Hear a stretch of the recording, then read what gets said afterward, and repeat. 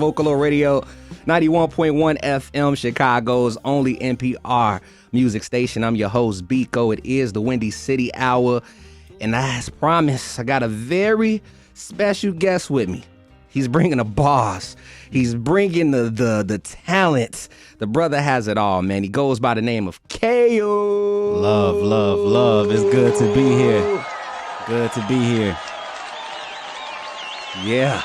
Let's do it. I'm gonna let these applause ring out because long time coming. Long time coming, my brother. Man, and you're here. Yes, sir. At Vocalo, man.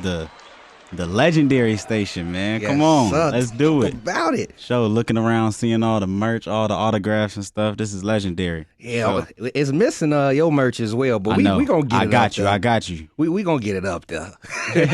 How you feeling on this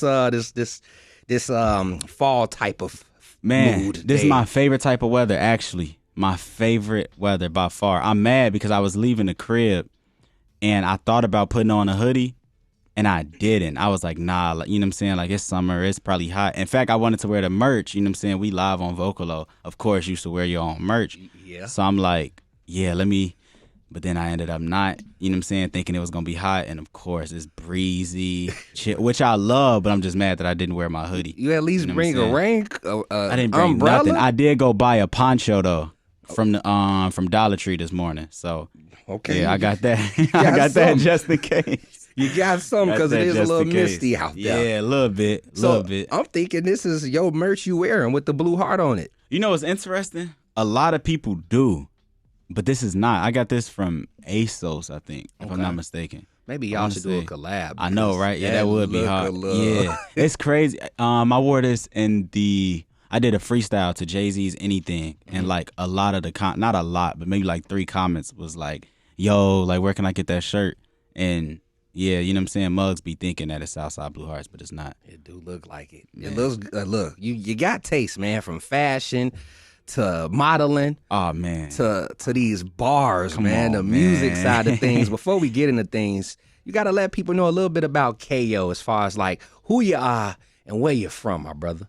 So I'm from Chicago, Illinois. Who I am, that's always a very nuanced answer because you have Kayo, then you have myself. So I would say I'm a rapper, obviously. You know, I'm a Muslim rapper, or I'm a rapper that's a Muslim. I'm not a Muslim rapper, but I'm a rapper. I'm a Muslim, born and raised in Chicago, moved around like 20 times in my life. So I claim, a lot of times. So I claim a lot of neighborhood. Like, you could ask me on any given day, and I would like have a different answer. Different neighborhood. For sure. You feel it? Yeah, you know what I'm saying? Different hood. You said 20 different. 20 times, well over 20. Like not even like 20 is the number that I give now. Once I was in Tinley Park when it hit 19, and then I moved to Florida, which made it 20. Then I moved like 6 times throughout Florida, and then moved back to Chicago to 92nd and Wallace. And then moved to Hyde Park, moved downtown, but I stopped at like 19, 20. I stopped counting. Why so many transitions? Man, I got the politically correct answer than the real answer. Well, give it to us how you want to give it to us. Man, it was a lot. Like, you know, parents and stuff, you know what I'm saying? Finances, wanted to move around, get better housing, get cheaper housing, or just get a whole new change of scenery. So the reason changed a few times. Like, sometimes we move because of work, like my dad's job. When my dad started working for Minister Farrakhan, he had to move. We lived in Elgin at the time.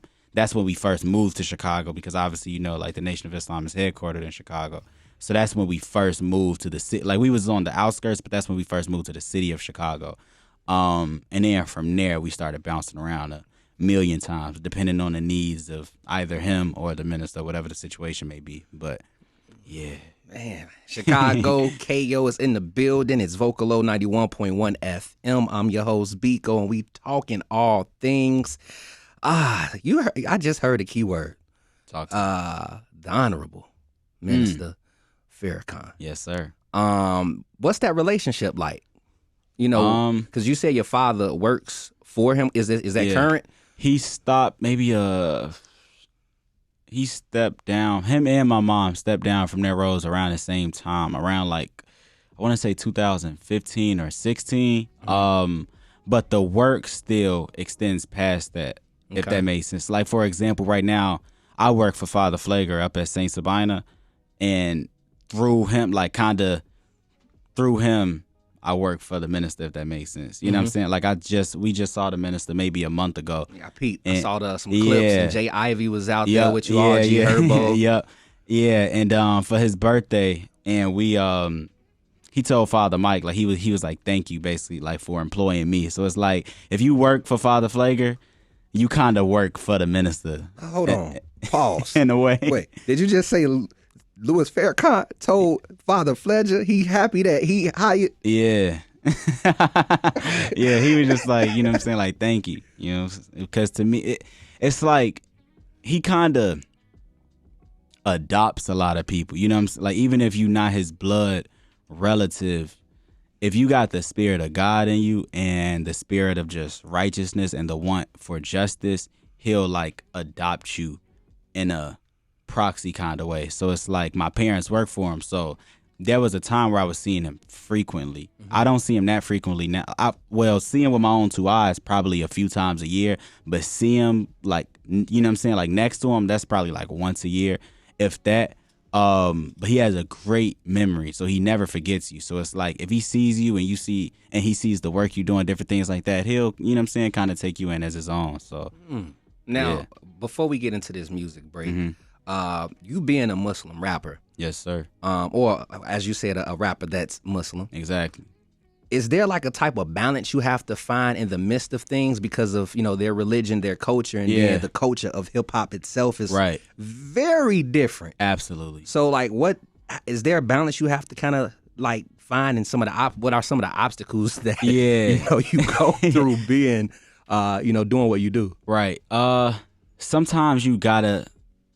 There is a balance, but I will be honest, sometimes you do have to take that L sometimes, so to speak. Like, there are some things that you're going to have to, I hate this word because it sounds so scary, but like, if you look up the definition, it's not the worst thing in the world, but sometimes you do have to compromise on both sides. Like, you may have to compromise opportunities musically, or you may have to compromise a certain rigidness that you may have as a Muslim. For example, we're not supposed to wear earrings, and it's like, you know what I'm saying? Bling, like, clearly I got, you know what I'm saying? There. Like, clearly I got earrings in right now.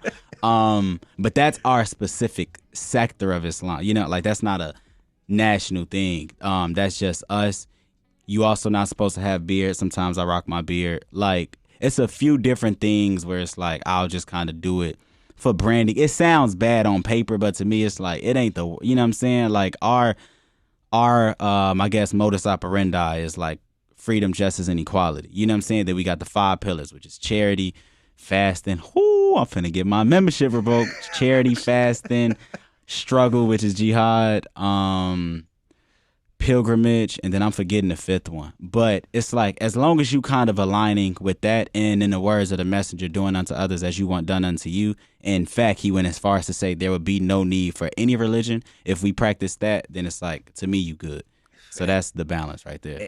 And before I tap into this live performance you did for WBEZ, yes, sir. My brother, has Louis Farrakhan ever said anything about your career? Absolutely, yes. So he is the 100% the reason why I'm still rapping today. There was a scary moment where I definitely wanted to quit, and he told me and a couple of my guys I was rapping with, to our face, as close as you are right now, he said, continue rapping. And I pray that Allah makes you a part of the 10,000 fearless, which, you know, that's the people that come behind Jesus, you know, when he comes back. You know, that's just Bible stuff. But I pray that Allah makes you a part of the 10,000 fearless with your raps, basically. And in a radio interview, he once said, I wasn't here for this, but he said, one rap is worth 1,000 of my lectures. Wow. So, yeah, for sure. And with that being said, I mean, what is your connection like with your family? Family. I'm a super family person, but I'm also like, I'm weird because I'm like kind of to myself. Like, I'm not necessarily anti-social, but I'm not a lovey-dovey person. Except, like, the only people that get the lovey-dovey side of me and my family are my mom and my sister. Okay. Like, with my grandmas, I'm not like super touchy-feely. Like, with my brother, with my dad, nothing. Like, I don't even give my brother like hugs when I see him. Like, we not that kind of fam for whatever reason. So while we are super close, if you saw us like just interact in public, you'd be like, nah, they not close at all. You know what I'm saying? But we actually are like super, super close. Like he'll drop, like if I'm here right now and I say, yo, my car stopped and he's in, I don't know, like the furthest suburb you could think of, he would absolutely drive here to grab me. You know what I'm saying? And like, yeah, so. I see you with your brother. Like I see y'all all the together. No, we together at least 6 times a week. Like at least 6 days out of the week, we cross paths for at least like an hour out of that day. For sure, no question. Okay, I gotta know, because you rap and you sing as well. Yes, sir. Your brother sing. Does he rap as well? He actually started off rapping. And then switched. Yeah, then switched. Maybe like a couple years ago. This is new for him. Like this is like he's just now scratching the surface of his voice and stuff. Like yeah, this is very, very brand new for him. And I'm opposite. I was singing first. I was rapping and singing, but he was just rapping. I was rapping and singing. In fact, the very first musical composition I did was a song. I remixed "I'll Be There" by Jackson 5. You remember like it? Of course. I'm not going to do it right now. But of course I remember it. Of course. Thought you were I know, right? Nah, that was, and it's crazy because at that time my voice was like really high and I could hit like every note perfectly well. Like perfectly. Like even in my mature, like my old raps are for sure whack. You know what I'm saying? Like I'm not one of the people that think everything I was doing was great, but that was great, no question. See, your like voice a little deeper now. Yeah, my joint kind of like, you know what I'm saying, got the Barry White going on. You grew up. Yeah. You take them off. Oh, God. Facts. Do you all give each other like feedback or recommendations, since both of you dabble into the music industry? He could give me some if he wanted to. I don't give him any. I tell him go elsewhere just because I can't give honest feedback. Like to blood family, unless it's just awful. You know what I'm saying? Like if it's god awful, I'll be like, yeah, nah. You know what I'm saying? I ain't even gonna let you do this to yourself. But I try not to nitpick, you know what I'm saying, with him with his music and stuff, which could be a discredit or a disservice to him. But yeah, I'd be like, you know what I'm saying, go to Ro, go to Bekoe, go to D-Ro, you know what I'm saying? Like go to somebody that don't have that blood, you know what I'm saying, like the blood ties to you, you know, like I'm not gonna give you the honest answer. That's love. You said go to Bekoe. No, for sure go to Bekoe. Come on now, this Vocalo. Hey now, look, I appreciate that. You gotta go to the gatekeepers. You know what I mean? Like I don't know how to take that word. I don't know if it's. I know, good, yeah, that word do got like some kind of got some stigma behind. Yeah, got some steam on it.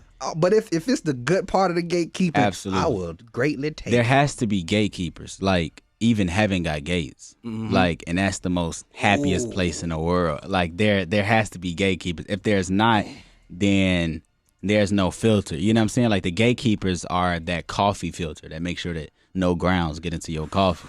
So like it has to be some kind. He said that's bars.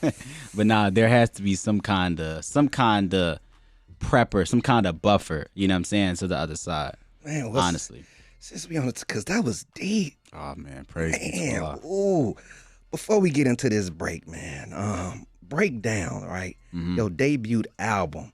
We talking about gatekeepers. So what was some of the gatekeepers' feedback on this debut album? It was fun while it lasted. Man, nobody disliked it, bro. Like I was nervous because usually when you sending something out and nobody dislikes it, it's kind of scary. Like, oh, no, y'all lying to me. But I didn't hear one negative review while I was making it. From anybody, honestly, like pick a name of the people that you think are gay. Like even like this is my first time linking with, oh my gosh, she gonna kill me. I'm blanking on her name. Bree specific. Okay. My first time linking with her was dropping this project, and she had, and I heard, I don't know, but I heard she a harsh critic. You know, like women, through the grapevine. Women don't play at all. Women don't play. You know about what I'm saying? Like I done heard some stories, and I'm like, oh nah, she's great. And it's like she didn't have one bad review. So yeah, nah, it's been great. It's the. I mean, let's talk about the title too before we jump into another joint. Let's do off this album. It was fun while it lasted. Can touch so many different realms of topics of things. But for you, what does it was fun while it lasted mean to you? It means a few things. This is another one that I have a different answer to every time I interview. Like it's talking about the music, my musical journey, of just kind of saying to the old me all of the negative stuff, all of the bad stuff that I didn't want to kind of carry into this new phase of my career. You know, like it was fun while it lasted. And then kind of saying to myself, instead of getting hard on myself through situations, you always can just take the good with the bad and just say it was fun while it lasted. Regardless of what the negative situation is, in order for something to be negative, there had to have been a positive first. You know what I'm saying? That's just a fact of like there's no way around it. In order for somebody to die, they had to be alive first. You know what I'm saying? Like there had to be some great thing to have a negative thing. So, yeah, you know what I'm saying? It was fun while it lasted. So, this came to my mind. Okay. What was something that was fun for you that did not last as long as you wanted it to? You know what's crazy? Yeah, so It was it was some relationships. At that time, I'm back in a relationship now. At that time, I was single. Mm-hmm. I broke up with my girl for like some years. And that was probably the number one thing I was saying. It was fun while it lasted too. I told you all I'm in the nation. I was like kind of, you know what I'm saying, like going out the way. I was kind of like MIA, I believe is the term, or AWOL is the better term. So that was kind of like, if you listen to Running, the track Running, go listen to that when you head home. You can actually hear everything that was going on, full, like no filters. Hear everything that was going on at that time. And that was another thing that was fun while it lasted. You know what I'm saying? Then I got back and I was good. But yeah. Hey, yes, sir. That's in-depth commentary right there. For sure. I'm still tripping off the gatekeeper. You say every gate has a keeper. Every gate got a keeper, man. Come on. You know, Kayo, it was fun while it lasted is by far one of my favorite projects. Oh, man. That came out. Like, I love it, brother. Gratitude. The content, the context, the storytelling. You're something special. And I'm happy that we have artists like you right here from the city that's doing what they do best and putting on, man. So definitely got to, just let you know that, give your flowers on air. Applause. You know what I'm saying? Thank you. Yeah, you know what I'm saying. Now, I appreciate it. Saturday, something's going down, if I'm not mistaken. That's why we're here. Exactly. I forgot, actually. I ain't going to hold you. I didn't. Let's talk about it. You were recently featured in These Days. You was profiled in These Days. Yes, sir. They featured you. And this Saturday, an event goes down with you. And let the people know. Man, this Saturday, we are at Schubas Tavern. Doors open at 7:30 p.m. I'm performing live with three other artists from the These Days artists to watch. Myself, D2X, Kalia X, and I know I'm gonna mess her name up, Guyun Cannon or Guyun Cannon. Okay. So it's crazy because she the homie and I tell her like I mess her name up all the time. But yeah, we there, doors open at 7:30, and I have Chicago. I have a very, very special guest coming through performing a song. If you know me, you should know who he is, but it is not a guest I've ever brought out before. So that cancels out a lot of names. But yeah, wait to see. I'm there. I'm popping out. Oh yeah, I'm there this Saturday. And actually, in an interview with These Days magazine, you said, "I like melodies, but I like rapping more." Absolutely. What do you think you enjoy, most about rapping more? I actually just put it in this press release that I did for free of charge for the single that just dropped today. When I grew up, you remember when you first heard 50 Cent's Not Even Many Men, but Heat off the Get Rich or Die Trying album, the Heat joint. Okay. Like when I grew up, that feeling from hearing, like it wasn't granted 50 was good at melodies. In fact, one of the best. But that feeling from rappers, like hearing people that were just rappers, nothing more, nothing less. I know he's kind of like a joke to say now, but Joe Budden was another one. Like hearing that when I was young, like I just wanted to be a rapper, bro. So yeah, like something about having this grit to you, having this this like grime to what you're saying, and it's like just telling a story of the neighborhoods that you grow up in. That's, to me, that's the purest form of expression. So yeah, man, that's rap. That's rap for me. And I love it. With this debut project coming out, that was this year, right? Mm-hmm. Yeah, January. It January 17th. Early this year. Yeah. How has your sound changed since then? Because I know that body of work was probably worked on for some years. Absolutely. And now I feel like the music, because I got this new joint loaded up. Ooh, Oh yeah. If you hear Free of Charge, if you hear like what you about to play, that's where the sound is. Like we was listening to Pusha T every day. Fun fact, this song was actually Free of Charge. The single I just dropped today was done March 2022. So last March, and it was actually the last song for the project. It was fun while it lasted. But when we finished it, it clearly didn't match that project at all. We was like, nah, this is when we go into rapper mode. Like Pusha T, Ye when he was on his like, I forget the name of that album, but you know the one, the New God Flow joint click and all, like this is that ass, you know what I'm saying? Like cocaine kinda. Like not cocaine. Oh my God, you can't say that on radio. But you know the cocaine flow. We got that. Yeah, in the you know what I'm system. saying? Exactly. Yeah, like that S kind of sound. So yeah, that's where we at for this project. Okay, so then what does Free of Charge fit on, dear my brother? What we got a project? We got an album? What's going on? We got some. Hey, a Vocalo exclusive for sure. We working on a project. It actually, for all intents and purposes, is done. The second project is done. We could drop it in 60 days, and we may. Ooh. But we can absolutely drop it within the next 60 days and wouldn't have to stress at all. Is there a title? Not yet. Not yet? Not yet. That's the only reason we haven't been talking about it, because we don't have a title nor a cover art for it. Just great music.